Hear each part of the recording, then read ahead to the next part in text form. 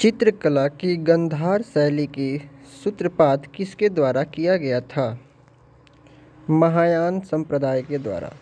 चित्रकला की गांधार शैली का सूत्रपात महायान संप्रदाय द्वारा किया गया था।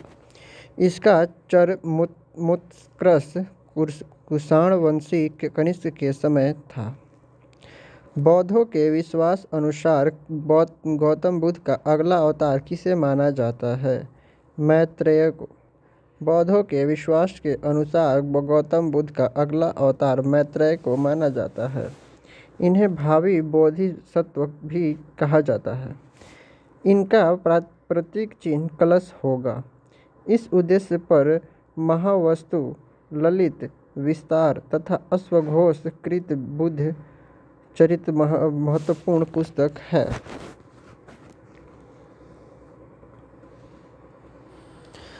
धातु से बने सिक्के सबसे पहले प्रकट हुए थे बुद्ध के काल में। भारत के प्राचीनतम धातु के सिक्के को जो 5वीं अथवा 6वीं शताब्दी ईसा पूर्व बुद्ध काल के हैं, पंचमार्क अथवा आहत सिक्के कहा जाता है। ये अधिकांशतः चांदी के हैं, परंतु कुछ तांबे के भी आहत सिक्के प्राप्त हुए हैं। इन्हें आहत इसलिए कहा जाता है क्योंकि इन पर अलग से ठप्पा मारकर विभिन्न प्रतीक अंकित किए गए हैं। ऐसे सिक्के समूचे देश में तक्षशिला से मगध तक और मगध से मैसूर तक मिले हैं। प्रारंभिक बौद्ध धर्म ग्रंथों की रचना किसमें की गई थी? तो पाली भाषा में की गई थी, पाली पाठ में। प्रारंभिक धर्म ग्रंथों की रचना पाली पाठ में की गई थी।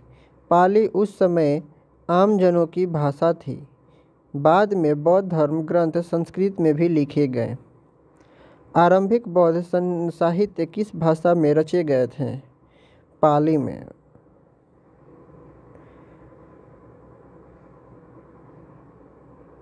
निम्नलिखित में से बौद्धों का पवित्र ग्रंथ कौन सा है? त्रिपिटक। त्रिपिटक, सुत्त पिटक, विनय पिटक, अधिपिटक बौद्धों का पवित्र ग्रंथ है। सुत्त पिटक में बौद्ध धर्म के उपदेश संग्रहित हैं।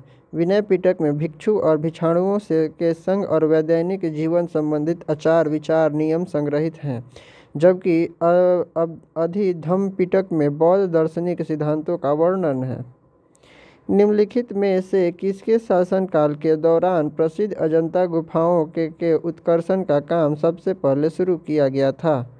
सातवाहन। अजंता की गुफाओं में उत्कीर्ण का काम सर्वप्रथम सातवाहन काल में शुरू किया गया था।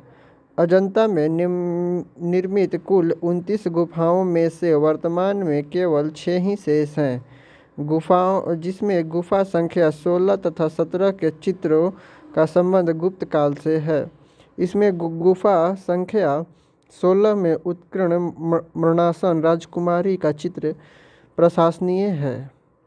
अजंता की गुफाएं बौद्ध धर्म की महायान शाखा से संबंधित है। निम्न में से कौन सा एक भारत में उत्पन्न सबसे बाद वाला बौद्ध धर्म ग्रंथ है? तो वामसात पाकसिनी। उपयुक्त विकल्पों में से भारत में रचित सबसे बाद बौद्ध धर्म ग्रंथ है वामसात पाकसिनी था। इसकी रचना 10वीं शताब्दी में हुई थी। बौद्ध धर्म में बुल का संबंध बुद्ध के जीवन के किस घटना से है? जन्म से। कमल और साढ़ का संबंध बुद्ध के जीवन में घोड़ा गृह त्याग से, पीपल बौद्ध वृक्ष ज्ञान से, पद चिन्ह निर्माण से और स्तूप का संबंध मृत्यु से है। अफगानिस्तान में बुद्ध की दी 2 विशाल मूर्तियों को निम्नलिखित है बामियान में। अफगानिस्तान में बुद्ध की 2 विशाल मूर्तियों को बामियान में नष्ट किया गया था। इसे तालिबानों ने ध्वस्त कर दिया था। बुद्ध ने निम्नलिखित में से किस स्थान पर महापरिनिर्वाण प्राप्त किया था? कुशीनगर में। बुद्ध की मृत्यु को बौद्ध धर्म में महापरिनिर्वाण कहा गया है, जो 80 वर्ष की अवस्था में कुशीनगर के चुनिंदा द्वार अर्पित भोजन करने के बाद हो गई। तृष्णा के क्षीण हो जाने की अवस्था में बुद्ध ने निर्वाण कहा। बुद्ध के गृह त्याग की घटना को महाभिनिष्क्रमण कहा गया है। भारत में 5वीं शताब्दी के प्राचीन विश्वविद्यालय की स्थापना कहाँ की गई थी? तो नालंदा में। भारत में नालंदा विश्वविद्यालय की स्थापना 5वीं शताब्दी में कुमारगुप्त प्रथम 415 से 455 ईस्वी में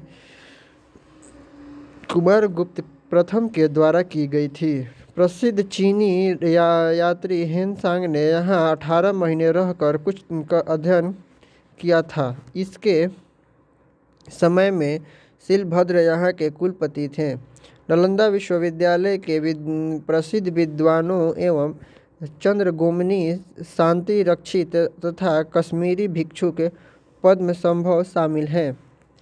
बुद्ध को प्रबोध कहाँ जब प्राप्त हुआ था? तो बोध गया में। बुद्ध को ज्ञान प्रबोध बोध गया में प्राप्त हुआ था। बुद्ध, धम्म और संघ मिलकर कहलाते हैं त्रिरत्न। बुद्ध, धर्म और संघ ये तीन बौद्ध धर्म के त्रिरत्न कहलाते हैं। इच्छा सब कष्टों का कारण है। इसका प्रचार करने वाला धर्म कौन सा है? बौद्ध धर्म। इच्छा अर्थात तृष्णा सब कष्टों का कारण है। इसका प्रचार करने वाला बौद्ध धर्म है। निम्न में कौन सा शासक बुद्ध का समकालीन था? तो बुद्ध के समकालीन शासकों में से मगधधीराज बिंबिसार, अजातशत्रु, कौशल नरेश, प्रसेनजीत तथा वत्सराज उदयन ने उन्हें राजश्रय प्रदान किया और उनकी शिष्यता ग्रहण की। महापद्मनंद बुद्ध का समकालीन शासक नहीं था।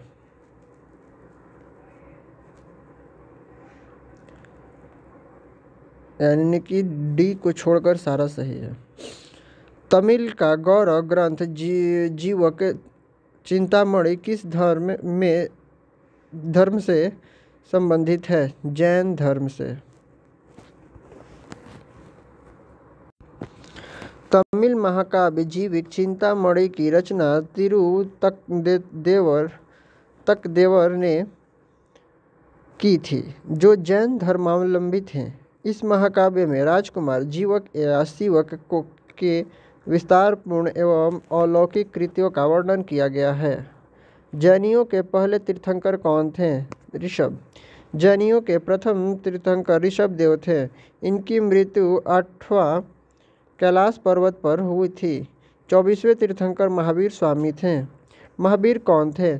तो 24वें तीर्थंकर थे। महावीर जैनियों के 24वें तीर्थंकर एवं जैन धर्म के वास्तविक संस्थापक माने जाते हैं। इसके 23वें तीर्थंकर पार्श्वनाथ थे। लॉर्ड महावीर की मृत्यु कहाँ हुई थी? तो पावापुरी में। भगवान महावीर की मृत्यु पावापुरी में हुई है, जो मल्ल गणराज्य की राजधानी थी। महावीर की माता पिता कौन थे? महावीर की माता थी त्रिशला। महावीर स्वामी के बचपन का नाम वर्धमान था। जैन अनुश्रुतियों में इनके पिता सिद्धार्थ के दो अन्य नाम श्रेयांस और यशामस मिलते हैं। इनकी माता त्रिशला के भी दो नाम प्रियकारिणी और वेदहदता मिलते हैं। लॉर्ड महावीर का 26वां जन्म उत्सव कब मनाया गया है? तो 2000 ईस्वी में। लॉर्ड महावीर का जन्म 599 ईसा पूर्व में हुआ था। इस जन्म तिथि के आधार पर महावीर का 26वां जन्म उत्सव 2000 ईस्वी में मनाया था। इस जन्म तिथि के संदर्भ में उनकी मृत्यु 527 ईस्वी पूर्व हुई थी। महावीर के जन्म की एक अन्य तिथि 540 ईस्वी तथा महावीर के मृत्यु की तिथि 463 ईस्वी है। महावीर का जन्म किस नाम के क्षत्रिय गोत्र में हुआ था? तो ज्ञात्रिक। महावीर का जन्म 599 ईसा पूर्व के लगभग वैशाली के निकट कुंडग्राम में हुआ था। उनके पिता सिद्धार्थ ज्ञात्रिक क्षत्रियों के संघ के प्रधान थे जो वजी संघ का एक मुख्य सदस्य था। उनके माता त्रिशला अथवा वेदहता वैशाली के लिच्छवी कुल की प्रमुख चेटक की बहन थी।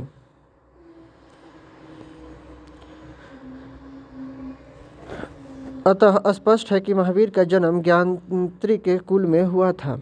जैन साहित्य को क्या कहते हैं? तो अंग। जैन साहित्य को आगमन सिद्धांत कहा जाता है। इसके अंतर्गत 12 अंग, 12 उपांग, 10 प्रकीर्ण, 6 छेद सूत्र, 4 मूल सूत्र एवं अनुयोग सूत्र है आते हैं। बौद्ध साहित्य को त्रिपिटक कहा जाता है। प्राचीन भारत का प्रसिद्ध वह शासक कौन था जिसने अपने जीवन के अंतिम दिनों में जैन धर्म अपना लिया था? तो चंद्रगुप्त।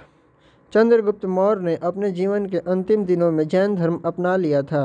उसने जैन में साधु भद्रबाहु से जैन धर्म की दीक्षा लेकर श्रवणबेलगोला कर्नाटक स्थित चंद्रगिरी पहाड़ी पर 298 ईसा पूर्व में उपवास द्वारा अपना शरीर त्याग कर दिया था। धन्यवाद।